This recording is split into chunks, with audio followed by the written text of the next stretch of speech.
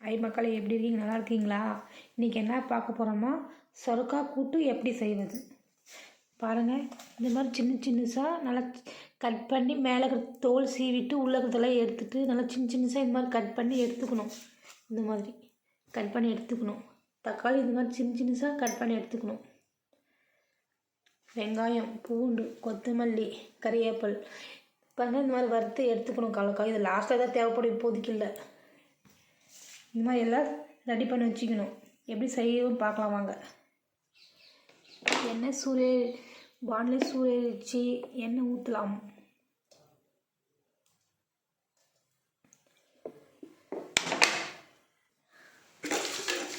கடுகு,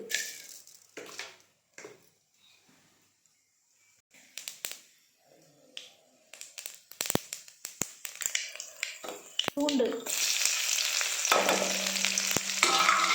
வெங்காயம்,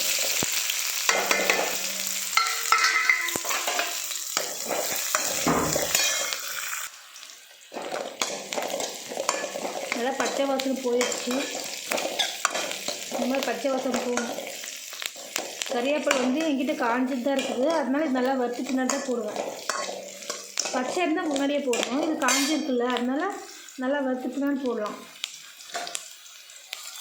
கறிவேப்பிலை,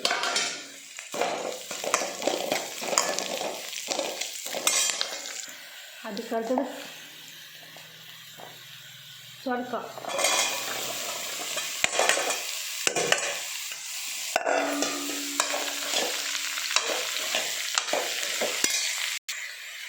அதுக்கடுத்து உப்பு. நல்லா இது மாதிரி குட்டி போடுற 5 நிமிஷம் விட்டு தக்காளி போடலாம். இப்படி செஞ்சால் தான் நல்லாயிருக்கும்.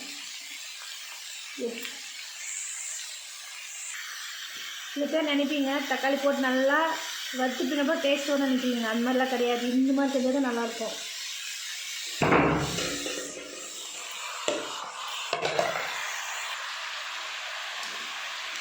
தக்காளி போட்டு இந்த மாதிரி கலர் கொடுக்கணும்.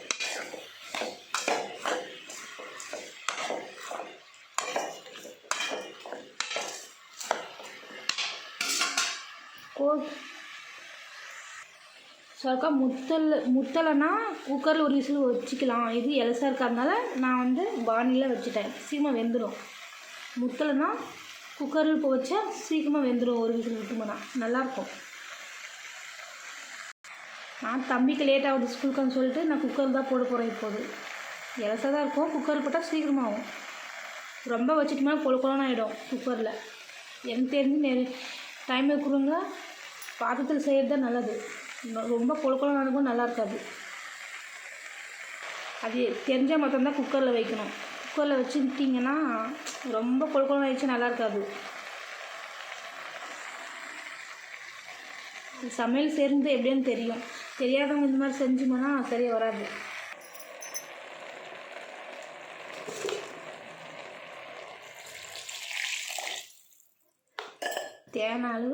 தேவையான அளவு தண்ணி. நாங்கள் வீட்டில் செய்வோம் அந்த சாம்பார் தூள், அதுதான் நல்லாயிருக்கும். கடை சாம்பார் தூள் போட்டால் நல்லா இருக்காது.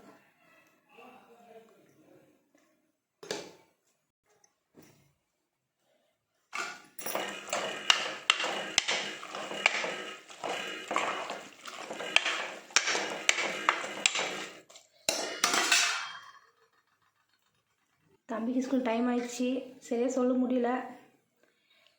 நான் குக்கரில் தான் செய்ய போகிறேன். சும்மா இது ஒரு விசில் கூட வைக்க மாட்டேன். எடுத்துருவேன் கரெக்டாக பார்த்து. பதம் எனக்கு தெரியும். சொரக்காய் கலக்காய் போட்டால் தான் நல்லாயிருக்கும். கலக்காய் தூள் போட்டு லாஸ்ட்டில் நல்லா வெந்து வந்துட்டு தான் கலக்காய் தூள் போட்டு ஒரு 10 நிமிஷம் வேணும். ஒரு 2 நிமிஷம் விட்டு இறக்கிடணும். நல்லா வெந்து வந்த பின்னாடி கலக்காய் தூள் லாஸ்ட்டில் போட்டு ஒரு 5 நிமிஷம் விட்டு இறக்கிடணும். இப்போ இறக்கி டைம் ஆயிடுச்சு. 10 நிமிஷம் விட்டுட்டேன். தம்பி டைம் தான் ஆயிடுச்சு, ஸ்கூலுக்கு டைம் ஆயிடுச்சு. அதான் ரெடி ஆயிடுச்சு. இதுக்கு மெயின் சொரக்காய் கூட்டம்னா இதுக்கு நல்லா கலக்காய் வறுத்துட்டு நல்லா கலக்காய் போட்டது நல்லா டேஸ்ட்டாக இருக்கும். ஒரு வேளை ரெடி ஆயிடுச்சு. தம்பி டைம் ஆயிடுச்சு ஸ்கூலுக்கு, சரியாக சொல்லலை. டைம் ஆயிடுச்சு.